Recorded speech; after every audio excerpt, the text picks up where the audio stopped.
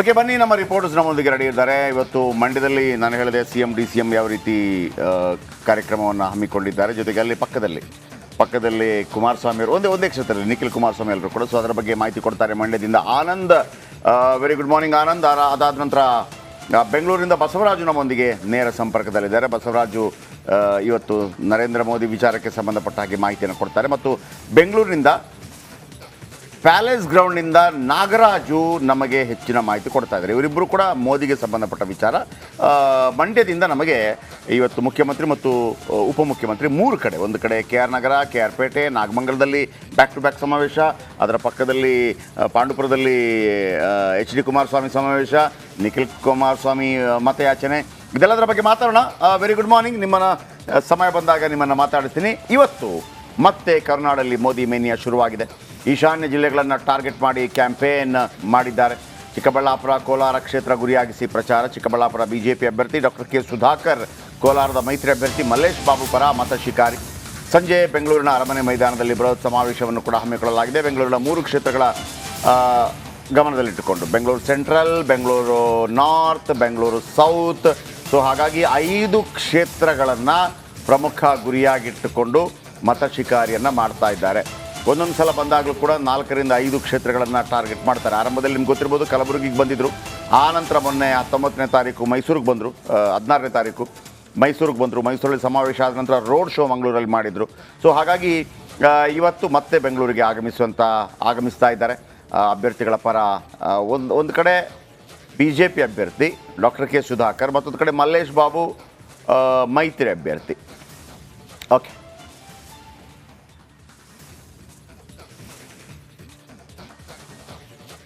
ಇನ್ನು ಕರ್ನಾಟಕದಲ್ಲಿ ಇವತ್ತು ಪ್ರಧಾನಿ ನರೇಂದ್ರ ಮೋದಿ ಅವರು ಮತ್ತೊಮ್ಮೆ ಎಂಟ್ರಿ ಕೊಡ್ತಾ ಇರೋದ್ರಿಂದ ಸುನಾಮಿ ಎದ್ದೇಳಬಹುದು ಅನ್ನುವಂಥ ಚರ್ಚೆ. ಈ ಹಿಂದೆ ಮೈಸೂರು, ಮಂಗಳೂರಲ್ಲಿ ಅಬ್ಬರಿಸಿರುವ ನಮೋ ಇವತ್ತು ಎಲ್ಲೆಲ್ಲಿ ಮತ ಶಿಕಾರಿ ಮಾಡ್ತಾರೆ, ಆ ಕುರಿತ ಸ್ಪೆಷಲ್ ರಿಪೋರ್ಟ್ ನಿಮ್ಮ ಮುಂದೆ.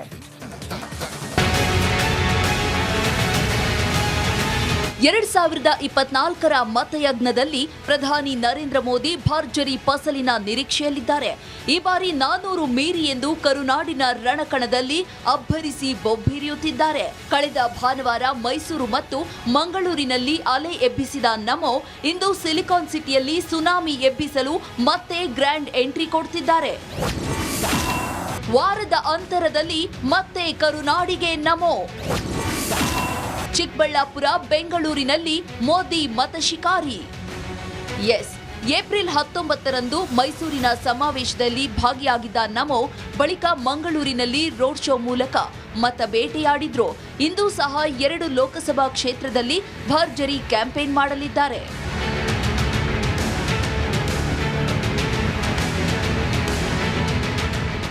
ಇಂದು ಮಧ್ಯಾಹ್ನ 3:30ಕ್ಕೆ ಚಿಕ್ಕಬಳ್ಳಾಪುರಕ್ಕೆ ಆಗಮಿಸಲಿರೋ ನಮೋ 3:45ಕ್ಕೆ ಬೃಹತ್ ಸಮಾವೇಶದಲ್ಲಿ ಭಾಗಿಯಾಗಲಿದ್ದಾರೆ.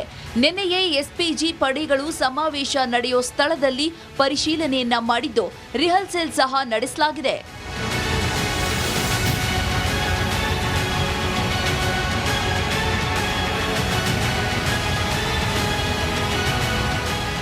ಸಂಜೆ ಆಗ್ತಿದ್ದಂತೆ ಸಿಲಿಕಾನ್ ಸಿಟಿಯಲ್ಲಿ ನಮೋ ಅಲೆ ಎದ್ದೇಳಲಿದ್ದು ಸಂಜೆ 5:30ಕ್ಕೆ ಅರಮನೆ ಮೈದಾನದಲ್ಲಿ ನಡೆಯಲಿರೋ ಸಮಾವೇಶದಲ್ಲಿ ನರೇಂದ್ರ ಮೋದಿ ಭಾಗಿಯಾಗಲಿದ್ದಾರೆ.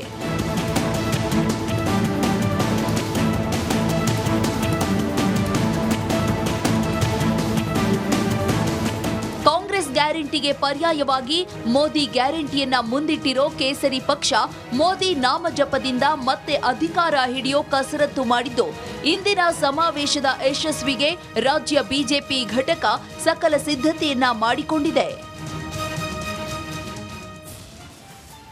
ಓಕೆ, ಇವತ್ತು ಕರ್ನಾಟಕ ಒಂದು ಚಿಕ್ಕಬಳ್ಳಾಪುರದಲ್ಲಿ BJPಯಿಂದ ಡಾಕ್ಟರ್ ಸುಧಾಕರ್ ಇದ್ದಾರೆ. ಆಮೇಲೆ ರಕ್ಷಾರಾಮಯ್ಯ ಕಾಂಗ್ರೆಸ್ನಿಂದಿದ್ದಾರೆ. ಮಲ್ಲೇಶ್ ಬಾಬು ಒಮ್ಮತದ ಅಭ್ಯರ್ಥಿಯಾಗಿದ್ದಾರೆ ಮತ್ತು ಗೌತಮ್ ಕಾಂಗ್ರೆಸ್ನ ಅಭ್ಯರ್ಥಿ. ಆಮೇಲೆ ಆ ಭಾಗದಲ್ಲಿ ದೇವೇಗೌಡರು ಕೂಡ ಜಾಯ್ನ್ ಆಗುವಂಥ ಸಾಧ್ಯತೆ ಇದೆ. ಯಾಕಂದರೆ ಒಕ್ಕಲಿಗ ಭದ್ರಕೋಟೆ ಅಲ್ಲಿ ಭಾಳ ಮುಖ್ಯವಾಗಿದೆ. ನನಗೆ ಯಾವತ್ತೂ ಕೂಡ ಭಾಳ ಇಂಟ್ರೆಸ್ಟ್ ಆಗೋದೇನಪ್ಪ ಅಂದರೆ ಈ ರಾಜಕೀಯವನ್ನು ಹೊರತುಪಡಿಸಿ ನಮ್ಮ ಕರ್ನಾಟಕದಿಂದ ಕೆಲವೆಲ್ಲ ಘಟಾನುಘಟಿ. ಈಗ ದೇವೇಗೌಡರು ಒಬ್ಬ ಪ್ರಧಾನಿಯಾದಂಥ ನಾಯಕ. ಆಮೇಲೆ ಇನ್ನೊಬ್ರು ಯಾರಪ್ಪ ಅಂತಂದರೆ ನನಗೆ ಭಾಳ ಅಂದರೆ ಮಲ್ಲಿಕಾರ್ಜುನ ಖರ್ಗೆ ಅಂತ, ಇವರೆಲ್ಲ ಒಮ್ಮೆ ಮುಖ್ಯಮಂತ್ರಿ ಆಗಬೇಕಾಗಿತ್ತು ಅನ್ನೋಂಥದ್ದು. ಆಮೇಲೆ ಈ ಹಿಂದೆ ಅನಂತಕುಮಾರ್ ಅವರಿದ್ದರು. ನನಗೆ ಯಾವತ್ತು ಅನಂತಕುಮಾರ್ ತೀರ್ಕೊಂಡಾಗ ಭಾಳ ಒಂಥರ ಅಂದರೆ ಇವರೆಲ್ಲ ಮುಖ್ಯಮಂತ್ರಿಗಳಾಗಬೇಕಾಗಿತ್ತು. ಇವರೆಲ್ಲ ಏನು ಈಗ ನಮ್ಗೆ ಅನ್ಸಲ್ವ, ಯಡಿಯೂರಪ್ಪ, ದೇವೇಗೌಡರು, ಇವರೆಲ್ಲ ಇವನ್ ಸಿದ್ದರಾಮಯ್ಯ, ಇವರೆಲ್ಲ ಮಾಸ್ ಲೀಡರ್ಸ್. ನೀವು ನೋಡ್ಬೇಕು, ನೀವು ಅವರೆಲ್ಲ ಒಂದು ಎಂಟ್ರಿ ಕೊಟ್ಟಾಗ ಆಮೇಲೆ ಜನಗಳು ಕಿರ್ಚಾಡೋದು. ಸಿದ್ದರಾಮಯ್ಯ ಎಲ್ಲ ಕೆಲವು ಕಡೆ ಎಂಟ್ರಿ ಕೊಡ್ತಾರಲ್ಲ, ಈಗ ಅವರು ಕುರುಬ ಸಮುದಾಯಕ್ಕೆ ಸೇರಿದಿರ್ಬೋದು, ಆದರೆ ಅಹಿಂದ ನಾಯಕ ಒಂದು ಕೇಕೆ ಹಾಕೋದು ಅಂತಾರೆ ಅದಕ್ಕೆ, ಇಂಕೊಂದು ಕೇಕೆ ಹಾಕ್ತಾರೆ. ಹೌದು, ಹುಲಿಯ ಅಂತೆಲ್ಲ ದೊಡ್ಡ ಮಟ್ಟದಲ್ಲಿ ಟ್ರೆಂಡ್ ಮಾಡಿದ್ರು ಜನ. ನೀವು ಚಿತ್ರದುರ್ಗ ಭಾಗದಲ್ಲಿ ಹೋದ್ರೆ ಕೇಕೆ ಹಾಕೋದು ಅಂತಾರೆ ಅದಕ್ಕೆ, ಹಿಂಗ್ ಕೇಕೆ ಹಾಕೋದು. ಅವ್ರು ನೋಡಿದ ತಕ್ಷಣ ಖುಷಿ.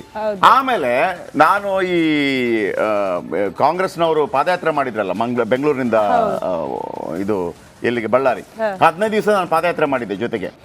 ನೋಡಿದೀನಿ, ಒಂದ್ ಕಡೆ ಬಂದ ತಕ್ಷಣ ಜನ ಸೇರೋದು, ಕೇಕೆ ಹಾಕುವಾಗ ಅವರ ಪಿಕ್ ಪಾಕೆಟ್ ಆಗೋದು.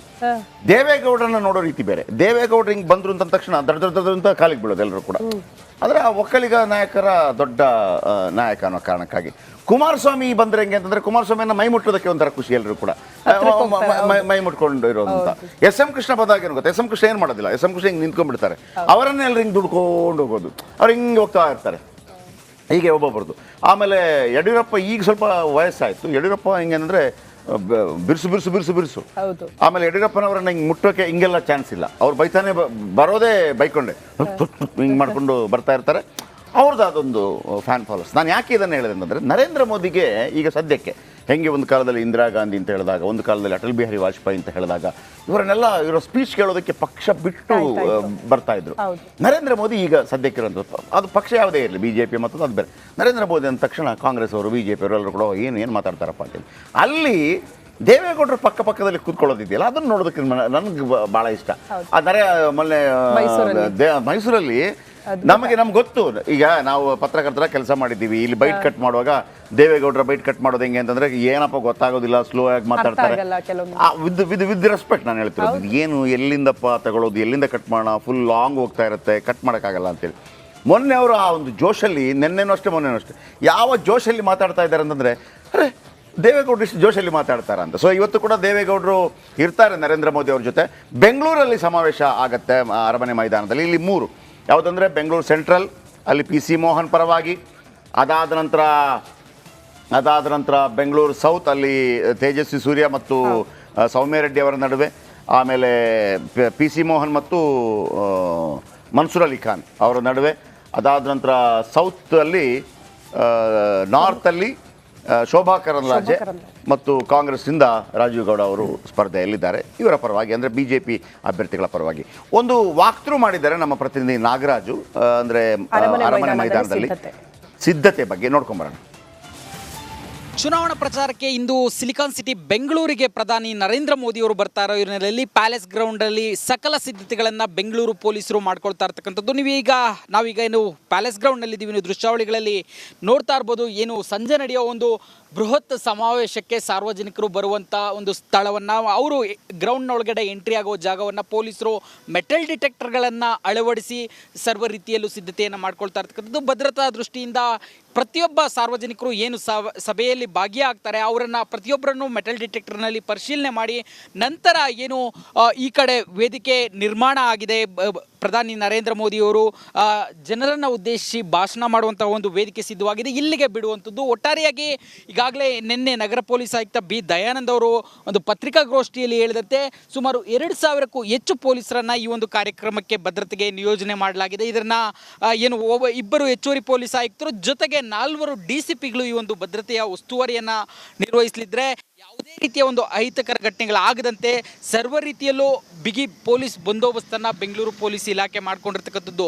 ಇನ್ನು ಕಾರ್ಯಕ್ರಮ ಮುಗಿದು ಇಲ್ಲಿಂದ ಪ್ರಧಾನಿಗಳು ತೆರಳಿ ನಂತರ ಇಲ್ಲಿಂದ ಸಾರ್ವಜನಿಕರು ಖಾಲಿ ಆಗೋವರೆಗೂ ಬೆಂಗಳೂರು ಪೊಲೀಸ್ ಇಲಾಖೆ ಈ ಒಂದು ಕಾರ್ಯವನ್ನು ಇಲ್ಲಿ ನಿರ್ವಹಿಸುವಂಥದ್ದು. ಒಟ್ಟಾರೆಯಾಗಿ ಏನು ಸಂಜೆ ನಡೆಯುವ ಒಂದು ಬೃಹತ್ ಸಮಾವೇಶಕ್ಕೆ ಬೆಂಗಳೂರು ಪೊಲೀಸ್ ಇಲಾಖೆ ಸರ್ವ ರೀತಿಯಲ್ಲೂ ಸಿದ್ಧ ಆಗಿರ್ತಕ್ಕಂಥದ್ದು. ವಿಡಿಯೋ ಜರ್ನಲಿಸ್ಟ್ ಕಿರಣ್ ಜೊತೆ ನಾಗರಾಜ್ BF ಚಂದ್ರ, ರಿಪಬ್ಲಿಕ್ TV ಕನ್ನಡ, ಬೆಂಗಳೂರು.